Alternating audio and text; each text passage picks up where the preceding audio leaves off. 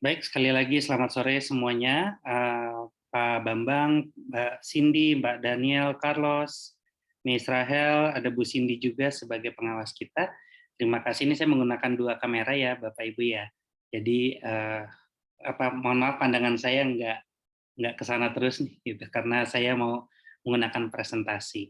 Baik, jadi pertemuan, pertama ini perkenalkan nama saya Theo George Gill, saya adalah, Direktur Pendidikan, Lembaga Pendidikan Sangkuriang Maritim Hotel Institute, di mana saya dalam kapasitas saya untuk mengajar pelajaran General Hotel Knowledge adalah dengan pengalaman saya sebelumnya sebagai terakhir itu posisi saya adalah Food and Beverage Manager di salah satu hotel bintang 3 dan bintang 4 di Bandung. Lalu saya bekerja di kapal pesiar. Terus kemudian saya kembali lagi ke Indonesia dengan membuka lembaga pendidikan perhotelan kapal pesiar.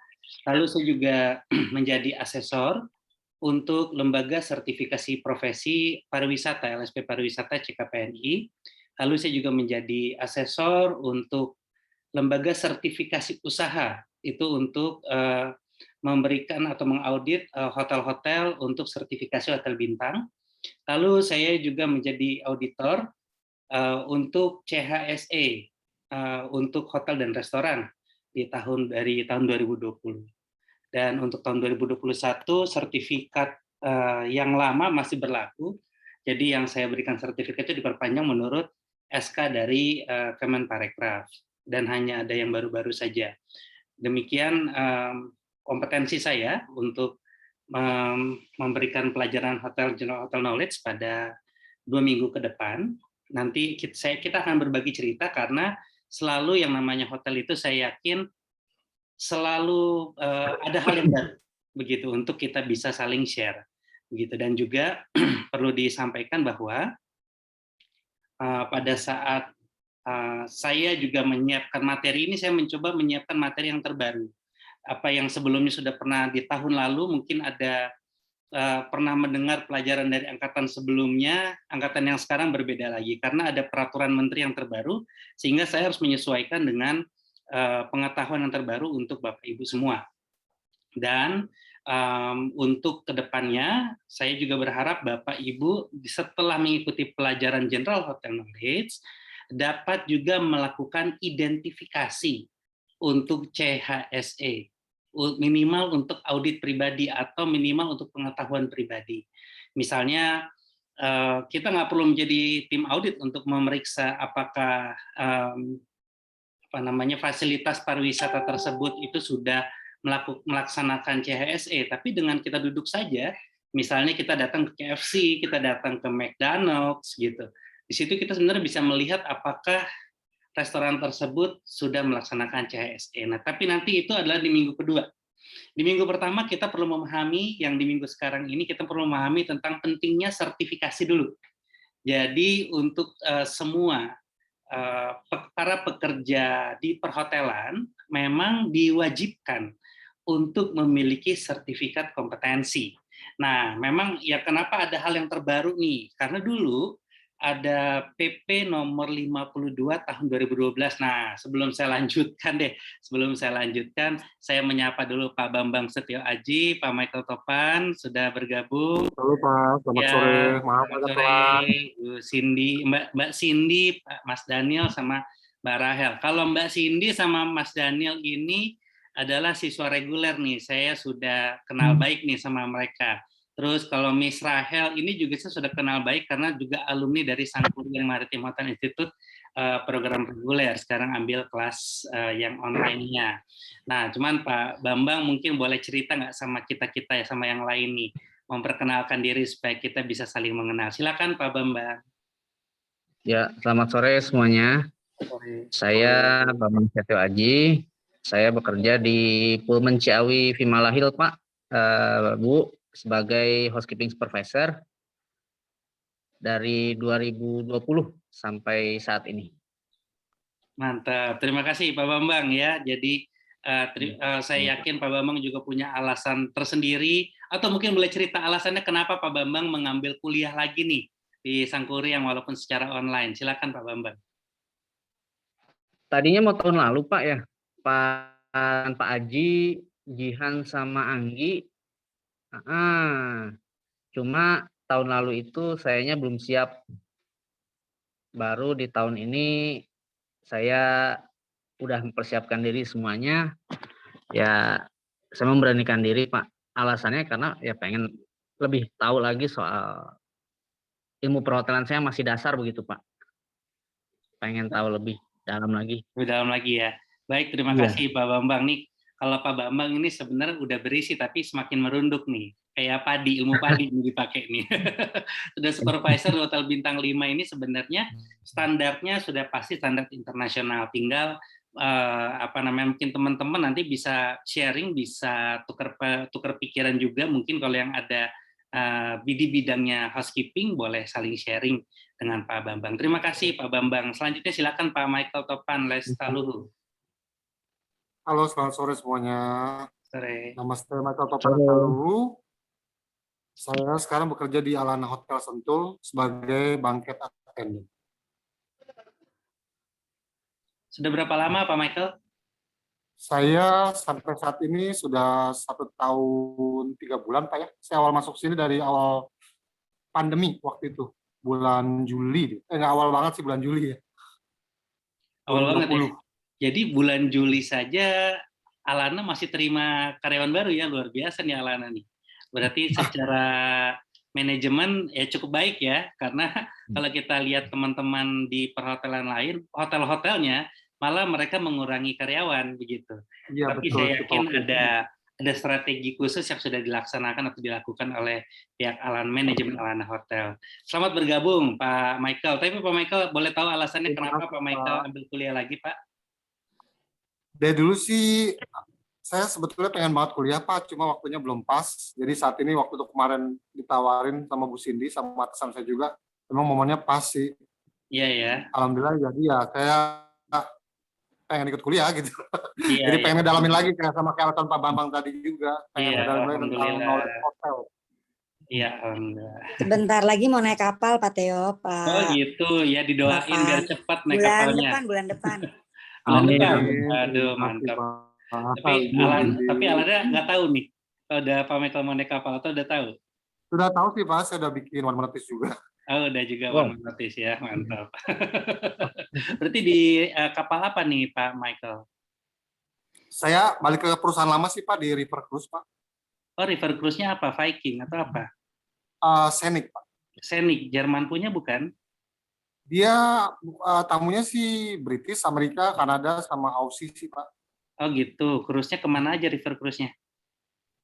Seputar Rhine, Main sama Danube.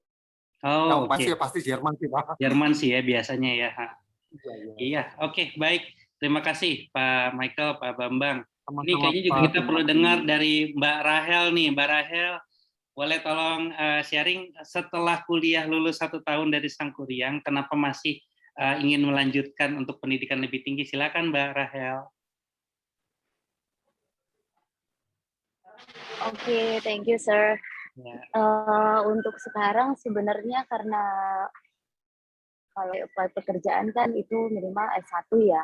Yeah. Gitu. Sebelumnya berhenti di D1 juga memang karena keburu sudah kerja kebetulan di tempat kerja yang saat ini, jadi belum ada waktu lagi untuk melanjutkan. Gitu. Jadi memang kepengennya sih lebih tinggi lagi, nggak cuma berhenti sampai D3 ya. Karena di Sangkuriang juga kan ada S1 nih, bisa lanjut juga. Oh iya. Lulusannya akan lanjutkan. Siap. Nanti pengumumannya dari Bu Cindy nanti. Ya, ditunggu Ibu. Oke, ditunggu Bu. Daftar ya, daftar. Baik, berikutnya kalau Daniel Carlos mungkin boleh cerita job training-nya di mana dan Miss Cindy. Sekarang Mr. Daniel dulu deh, silakan.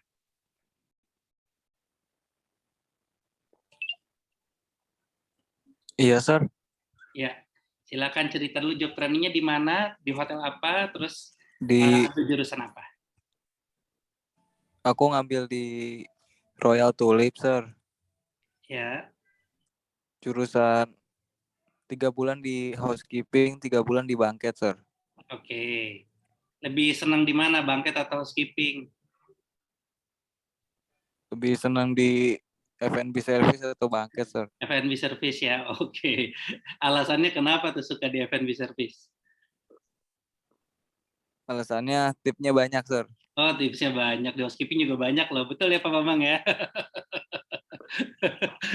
Iya, iya, iya, iya, iya. Jadi memang kalau tips memang rezeki masing-masing ya. Kalau kebetulan mungkin pas Daniel mencoba di dua departemen, kebetulan dapatnya F&B lebih banyak ya. Terima kasih Daniel Carlos. Silakan Miss Cindy, Cindy Apriliani. Iya, Sar. Ya. Aku di Sangkuria ngambil 3 tahun culinary management. Terus aku PKL 6 bulannya di Royal Tulip di bagian pastry. Oke, di bagian pastry ya. Oke, Iya. terima kasih. Kita akan langsung Ya. masuk ke materi kita ya. Baik.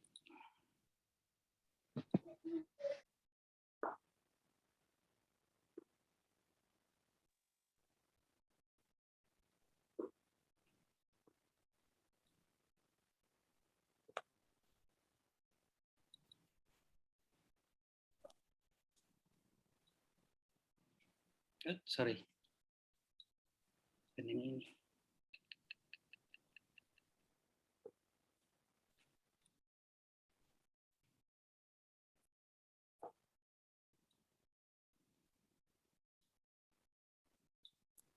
Oke, sebentar ya.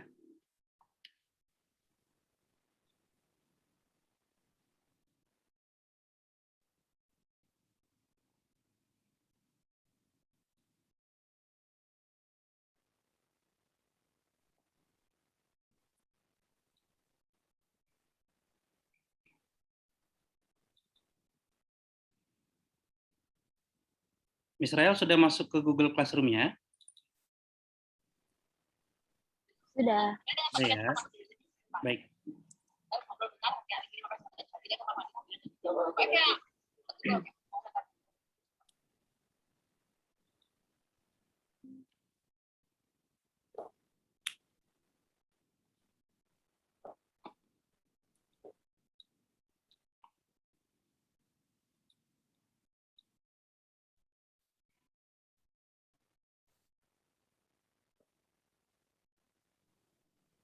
Baik, sudah lihat presentasi saya?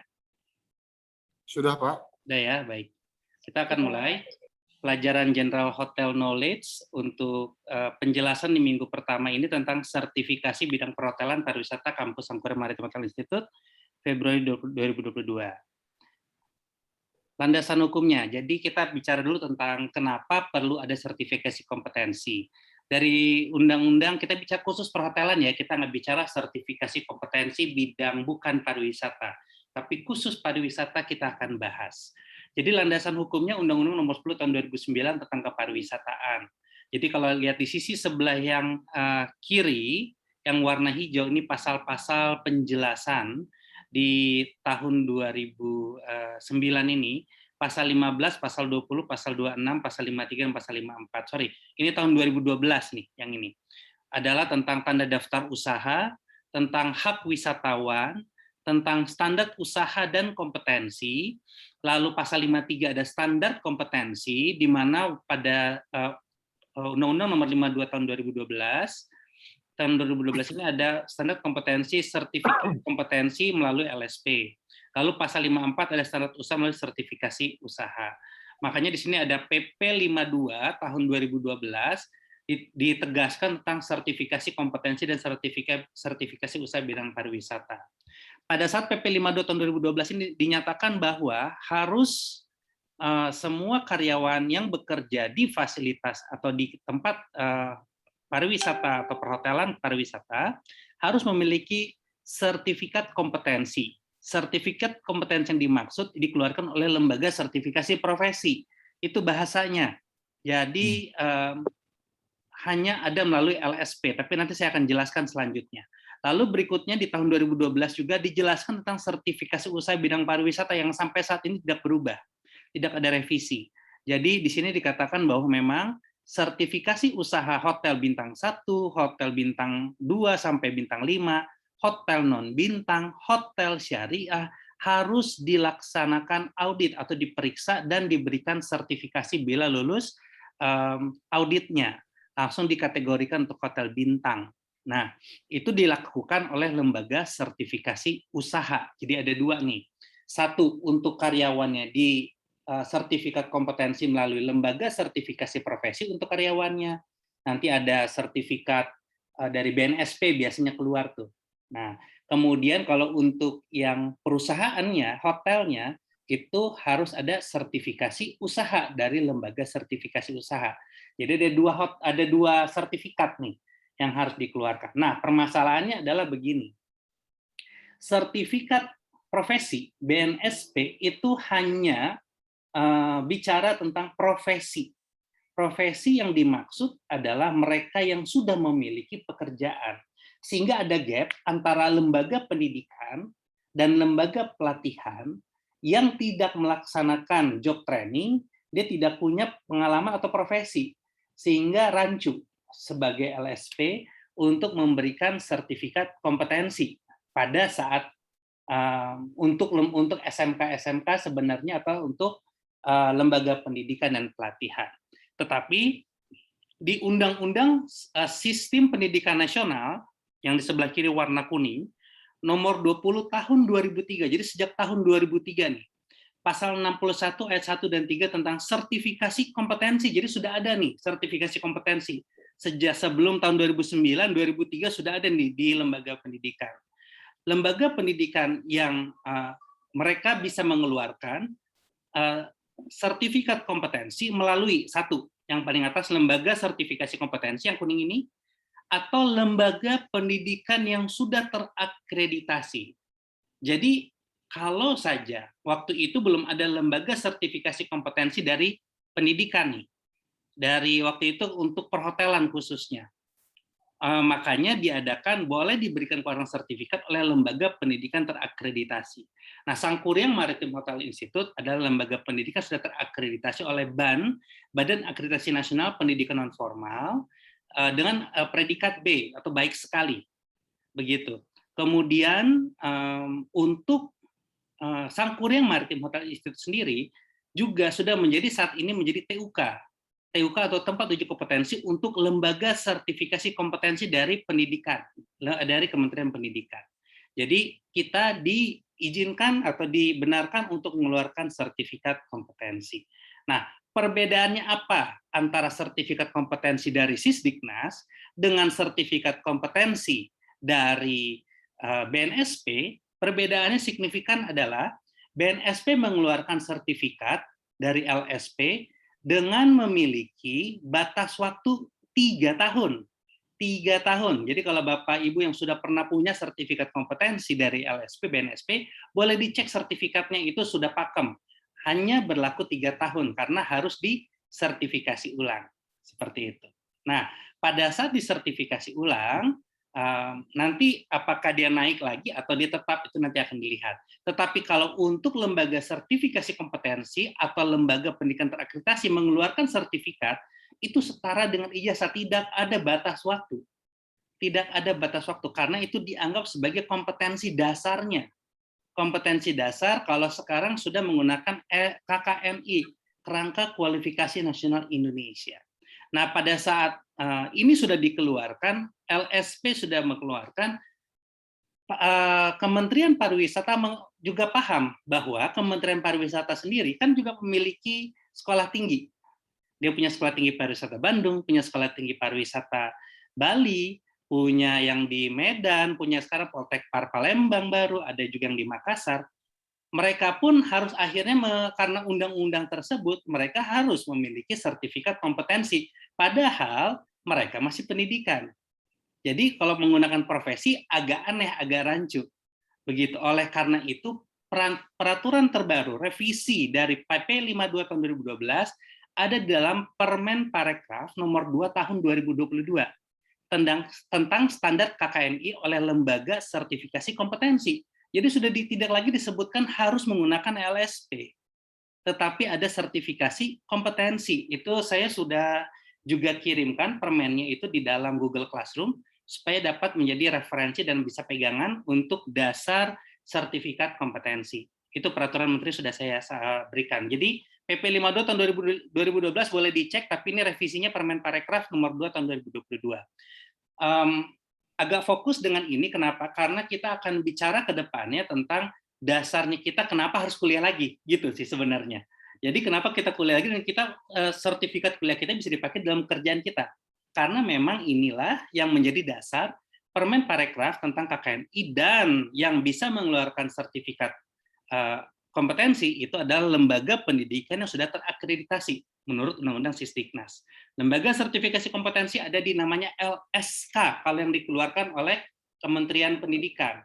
LSK singkatan dari Lembaga Sertifikasi Kompetensi. Kalau LSP Lembaga Sertifikasi Profesi. Nah, memang lembaga sertifikasi kompetensi ini itu bisa ada jenjangnya. Tetapi itu tergantung dari pendidikannya, mau seperti apa. Karena memang harus melalui pendidikan.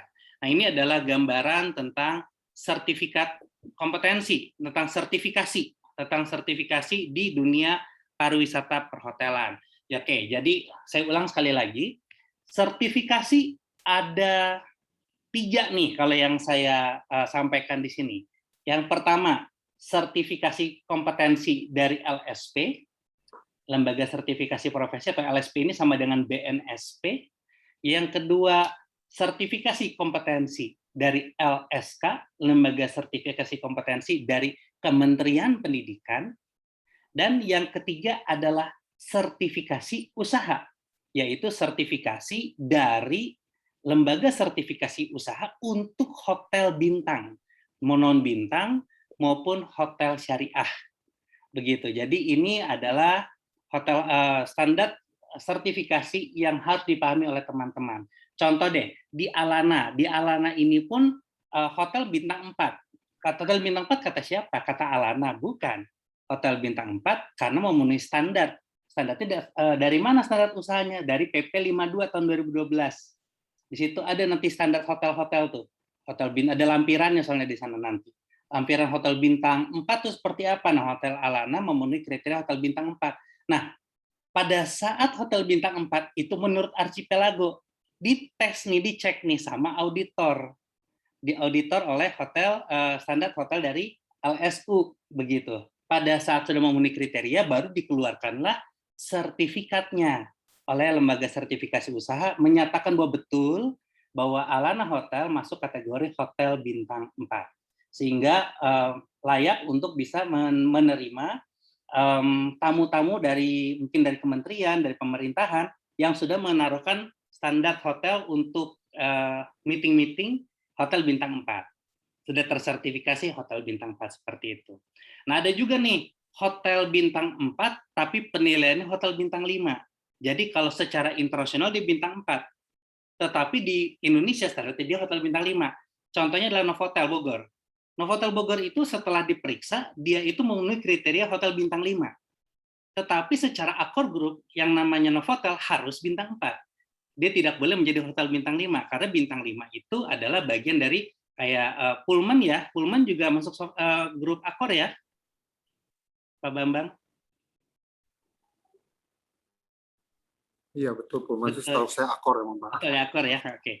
Jadi Accor Group itu yang bintang 5 itu Pullman, kemudian ada yang di Jakarta ada Raffles ya, ada Sofitel. Nah, itu adalah bagian dari grup hotel bintang 5 salah satunya. Nah, terus kemudian yang hotel bintang 4 tentunya ada satunya Novotel. Nah, itu nggak bisa dijadikan bintang 5 menurut standar Prancis, menurut standar Accor.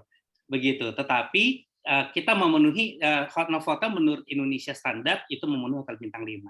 Bagaimana jadi posisinya? Apakah di hotel bintang 4 atau bintang 5? Tetap di hotel bintang 4 menurut standar dari si perusahaan tersebut, seperti itu. Nah, ini memang adalah bagian dari pengetahuan kita untuk rekan-rekan mungkin yang di hotel, ada yang di hotel bintang 5 sebelumnya, pengalaman bintang 4 sebelumnya, tapi ada juga hotel syariah. Nanti kita akan belajar tentang hotel syariah. Hotel syariah itu dibagi menjadi 2, ada 2 hotel, ada hotel Hilal 1 dan Hilal 2. Hilal 1 bintang 1, Hilal 2 bintang 2, artinya lebih tinggi bintang 2, Hilal 2 begitu ya. Nanti kalau untuk standar hotelnya nanti kita bisa lihat juga Seperti itu. Baik, saya akan lanjutkan ini tentang landasan hukum. Sampai di sini ada pertanyaan dulu tentang landasan hukum. Sudah bisa saya lanjut? Cukup jelas, Pak. Cukup jelas ya? Cukup, Pak. Cukup ya, kita lanjut. Lalu begini, kita bicara tentang hak wisatawan. Hak wisatawan pasal 20 huruf B, setiap wisatawan berhak memperoleh pelayanan kepariwisataan sesuai dengan standar, kualifikasi usaha dan kompetensi SDM. Nah, oleh karena itu makanya diperlukan yang dinamakan hak wisatawan. Dia harus mendapatkan juga pelayanan fasilitas hotel sesuai dengan yang dia beli. Misalnya beli hotel bintang 3, berarti fasilitasnya harus bintang 3. Kalau misalnya di bintang 5 harus bintang 5. Kompetensi SDM juga sama. Jangan sampai udah bintang 5 tapi kompetensi SDM-nya masih bintang 3. Begitu, sehingga nanti bisa menjadi hak wisatawan ini tidak terpenuhi, artinya dia bisa mendapatkan pelayanan yang tidak sesuai. Kemudian berikutnya adalah kewajiban pengusaha nih. Setiap pengusaha pariwisata berkewajiban menerapkan standar usaha dan standar kompetensi sesuai dengan ketentuan peraturan perundang-undangan. Jadi memang pengusaha pariwisata wajib mensertifikasi hotelnya. Itu sudah wajib. Oke, selanjutnya. Standar kompetensi. Tadi kita bicara tentang tenaga kerja di bidang kepariwisataan memiliki standar kompetensi. Lalu standar kompetensi sebagaimana dimaksud pada ayat 1 dilakukan melalui sertifikasi kompetensi, dan sertifikasi kompetensi dilakukan oleh lembaga sertifikasi profesi yang telah mendapat lisensi sesuai dengan ketentuan peraturan perundang-undangan. Nah, ini definisi-definisi, silahkan nanti dibaca saja. Ini salah satu bagian dari nanti tugas-tugas yang ada, nanti minta tolong dibaca dan juga nanti akan keluar di saat ujian. Baik, standar usaha. Produk, pelayanan, dan pengelolaan usaha pariwisata memiliki standar usaha. Standar usaha sebagaimana dimaksud pada ayat 1 dilakukan melalui sertifikasi usaha. Nah, ini tadi yang kata saya sertifikasi usaha. Dan sertifikasi usaha sebagaimana dimaksud pada ayat 2 dilakukan oleh lembaga mandiri yang berwenang sesuai dengan ketentuan peraturan perundang-undangan atau LSU dibilangnya. Baik, ini adalah sertifikasi. Ketentuan lebih lanjut mengenai sertifikasi kompetensi sebagaimana dimaksud dalam pasal 53 dan sertifikasi usaha sebagaimana dimaksud dalam pasal 54 diatur dalam peraturan pemerintah. Ini adalah ruang lingkup kompetensi sertifikasi kompetensi pariwisata ini pada saat masih PP 52 tahun 2012. Melalui LSP bidang pariwisata P1, P2, dan P3. Sangkuriang pun di tahun ini kita sudah mendapatkan lisensi menjadi CLSP atau calon lembaga sertifikasi profesi bidang pariwisata untuk P1. Nanti segera di pertengahan tahun ini kita sudah akan mendapatkan lisensi sebagai LSP-nya, begitu. Kita selanjutnya, nah ini revisinya nih, Permen Parekraf nomor 2 tahun 2022 memutuskan dan menetapkan bahwa peraturan Menteri Pariwisata dan Ekonomi Kreatif, Kepala Badan Pariwisata dan Ekonomi Kreatif tentang penerapan kerangka kualifikasi nasional Indonesia bidang hotel, dia sudah penerapan KKN ini. Tidak ada lagi hanya ditetapkan hanya di LSP. Jadi semua lembaga pendidikan yang sudah melaksanakan pembelajaran kedudukannya sama dengan KKNI. Kualifikasi adalah penguasaan capaian pembelajaran yang menyatakan kedudukannya dalam KKNI. Jadi tidak lagi bicara tentang dia D1, D2, D3 sebenarnya itu sudah tidak ada sebenarnya, tetapi kalau misalnya dia ternyata KKNI-nya bukan perhotelan, nah makanya di dalam pendidikan ada D3, ada D1, ada S1, nah itu nanti tergantung dari KKNI-nya di mana, kerangka atau prakteknya ada di mana, seperti itu. Jadi ini kita bisa, khususnya Sangkuriang kita sudah memang sekolahnya vokasi, jadi akan arahnya ke KKNI. Kemudian di Undang-Undang Sisdiknas tentang nomor 20 tahun 2003, pasal 61 ayat 1 dan 3 tentang sertifikasi kompetensi. Sertifikat berbentuk ijazah dan sertifikat kompetensi. Sertifikat kompetensi diberikan oleh penyelenggara pendidikan dan lembaga pelatihan kepada peserta didik dan warga masyarakat sebagai pengakuan terhadap kompetensi untuk melakukan pekerjaan tertentu setelah lulus uji kompetensi yang diselenggarakan oleh satuan pendidikan yang terakreditasi atau lembaga sertifikasi. Jadi yang bisa mengeluarkan sertifikat kompetensi ada dua, yaitu lembaga pendidikan sudah terakreditasi atau lembaga sertifikasi kompetensi. Sampai di sini ada pertanyaan Bapak Ibu sekalian? Cukup jelas, Pak. Sudah cukup jelas ya? Jelas, Pak. Siap. Cukup jelas ya, baik. Jadi Bapak Ibu sekalian, yang saya sudah share materi di dalam Google Classroom, termasuk nanti tugas besok nih, jam 8 pagi, itu berbicara tidak jauh dari sertifikat kompetensi. Saya hanya ingin menyampaikan kepada Bapak Ibu bahwa Bapak Ibu juga ada Mbak Cindy, Mr. Daniel Carlos yang ada di sini sebagai siswa, itu sudah jalan yang tepat untuk mendapatkan sertifikat kompetensi dari lembaga pendidikan Sangkuriang. Kenapa? Karena kita, lembaga pendidikan kita sudah diakui sertifikat kompetensinya oleh asosiasi-asosiasi yang ada di Indonesia. Pada tahun 2020, bulan November, saya sudah mendapatkan, atau Sangkuriang sendiri sudah mendapatkan pengakuan dari IHGMA. Ketua Umum IHGMA ya, Bapak Arya Pering itu pun sudah menyatakan bahwa betul kurikulumnya Sangkuriang ini sudah sesuai dengan kebutuhan industri.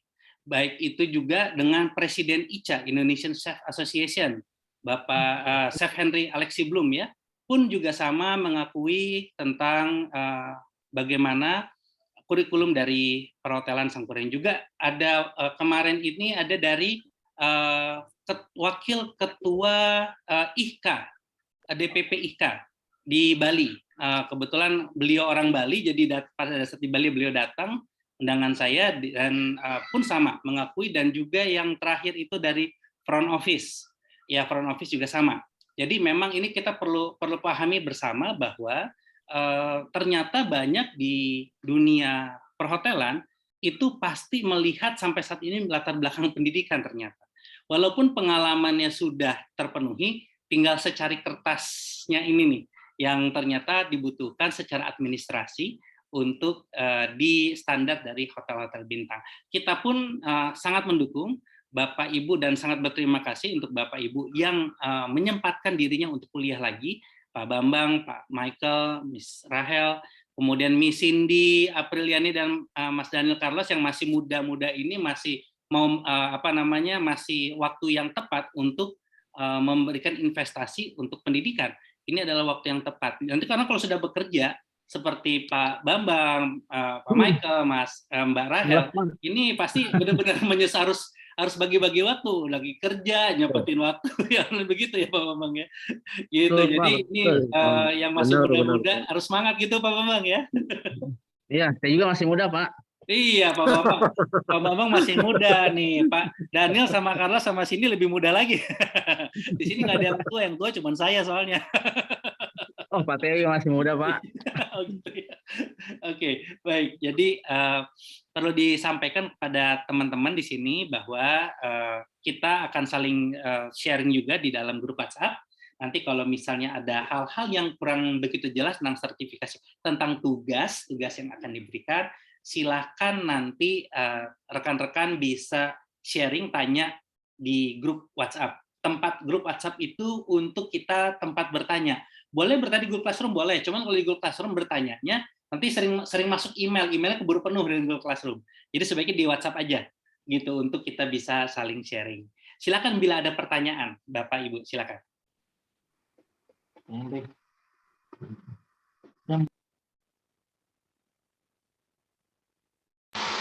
Untuk materinya kira-kira apa aja ya Pak ya selama 2 minggu ini Pak?